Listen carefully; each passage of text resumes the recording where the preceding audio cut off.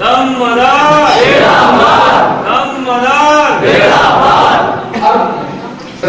کیوں کرے؟ کاروبار میں جس میں نفع ہو، ہر انسان پہلے سے کے اندر نفع والا کام کرے، جس میں فائدہ نہیں وہ کام نہیں کرے. تو نماز میں فائدہ کیا ہے؟ نماز میں فائدہ یہ ہے کہ جب ہم نماز کے لیے کھڑے ہوتے ہیں جو ہماری ضروریات کی چیز ہے. اب ہماری ضروریات کی چیز کیا چیز ہے آپ کو بتائیں. یہ نگاہیں، یہ نظر ضروریات کی چیز ہے. ہمارے علم ضروریات کی چیز ہے.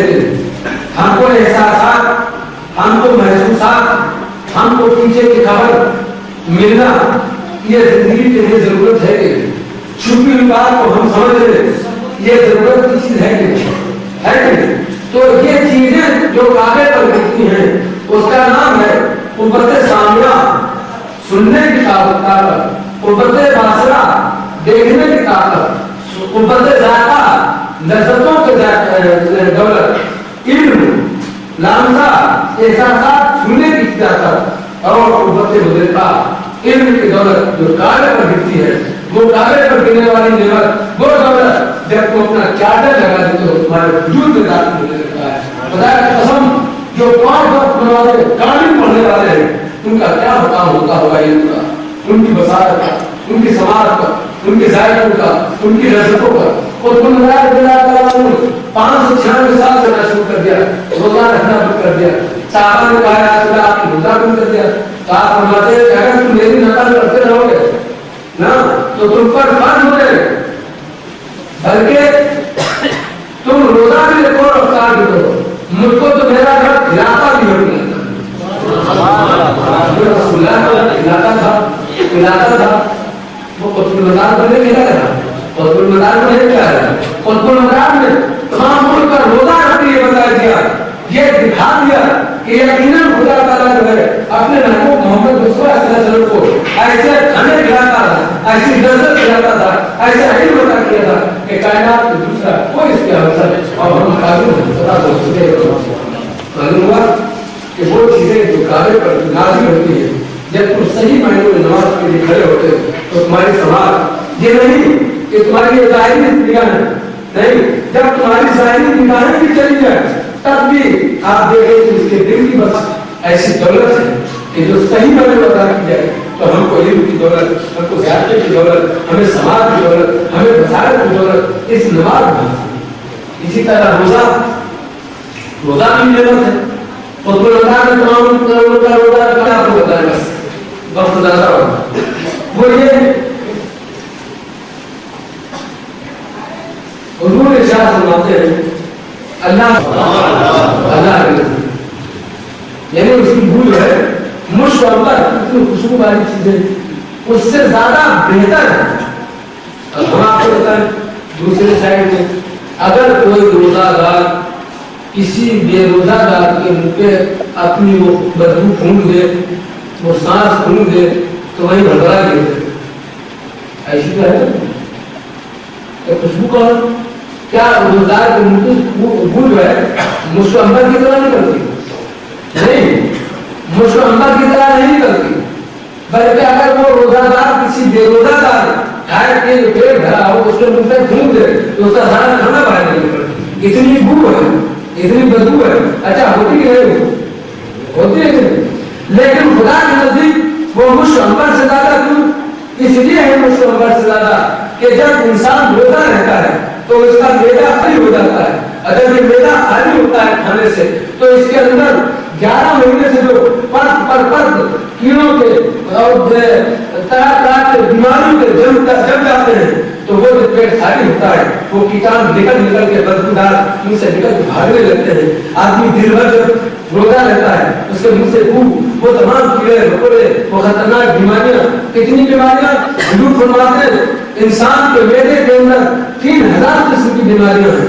اس میں سے 1000 بیماری ایسی ہے کہ دنیا کے تمام اطباء اس کا علاج جانتے ہیں، لیکن 2000 بیماریاں ایسی ہیں معدے کے اندر جن کا علاج دنیا میں کوئی نہیں جانتا.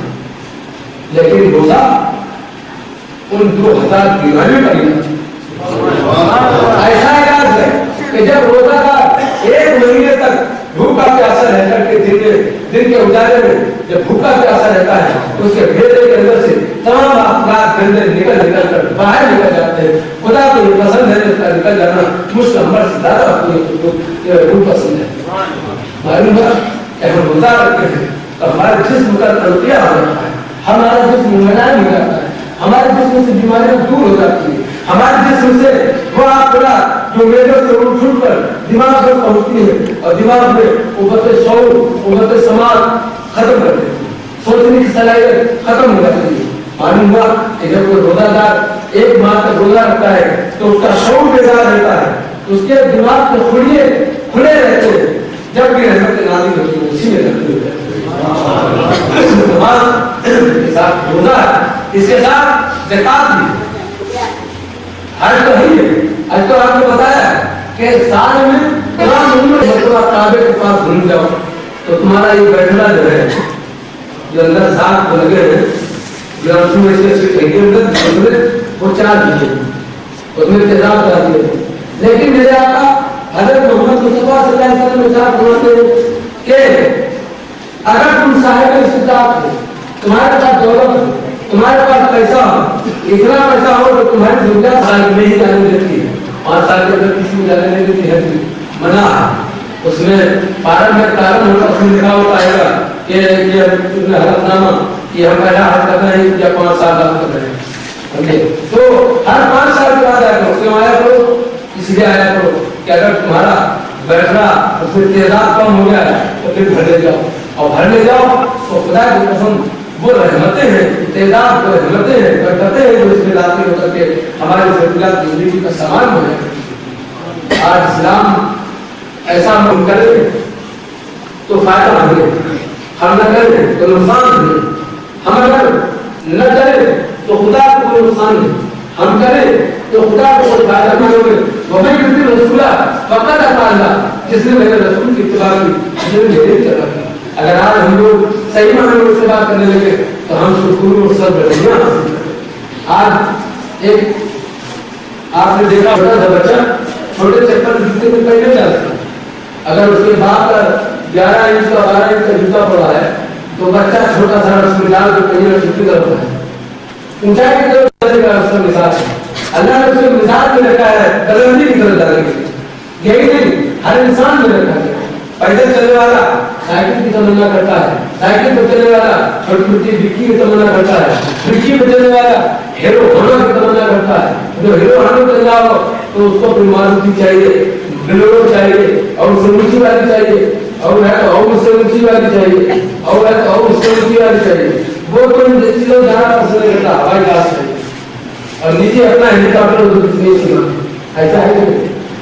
हमारा ये मिजाज खुदा की कसम जो खुदा ने हमको दिया, अगर ये मिजाज इसके साथ साथ इस्लाम की तरफ रखते हैं, इस्लाम की तरफ बढ़ने के लिए रहता है, तो आज हम मुसलमान हैं, मोमिन होंगे, बेमोमिन होंगे, बदी होंगे, कुतुब होंगे, अताब होंगे, मुल्बा होंगे, मुल्बा होंगे, गौस होंगे, बेशुमार मरातिब हैं, बेशुमार दर्जात हैं जिनसे अल्लाह हमको माला माल करता चला जाएगा, हमको बेटियां और राशि बता करता चला जाएगा। लेकिन हमें इस दुनिया के बराबर की तलब है, इस दुनिया के दर्जात की तो तमन्ना है, लेकिन आखिरत की तरफ बढ़ने, खुदा की तरफ बढ़ने, इस कायनात की सुरखुरियां और सुगंधियां हासिल करने की कोई तमन्ना नहीं। अल्लाह ताला हमें आप सबको ये तमन्ना अता फरमाए कि हम मोमिन हैं, अगर हम मुसलमान हैं तो हम मोमिन बने, हमारे मुल्क की बर्बादी होगी। आज हमें कहते हैं एक बाकी कश्मीर छोड़कर बाकी हिंदुस्तान के 36 सूबे और हैं जहाँ तमाम हिंदू मुसलमान मुत्तहिद होकर रह रहे हैं। तो उसी वाले लोग तो दुनिया तलाबी वाले लोग हैं कि जो हम हिंदू मुसलमानों को लाते हैं, ये झगड़े कराते हैं। लेकिन मैं ये बात करता हूँ खुदा ताला से कि तमाम हिंदू मुसलमानों को इस बात का शऊर अदा कराता हूँ कि वो पहले इंसान है, वो एक खुदा के बंदे हैं, वो एक नबी के पैरोकार हैं। हमें इस बात को अच्छी तरह जानता हूँ, कुरान में लिखा है मैंने हर कौम में हाथ की। तो हिंदुस्तान में कौमें आबाद नहीं है, हिंदुस्तान में सैकड़ों कौमें आबाद है। अगर हिंदुस्तान में कौमें आबाद है तो मेरा कुरान कह रहा है मैंने हर कौम में हाथ की। यही नहीं, कुरान फिर कह रहा है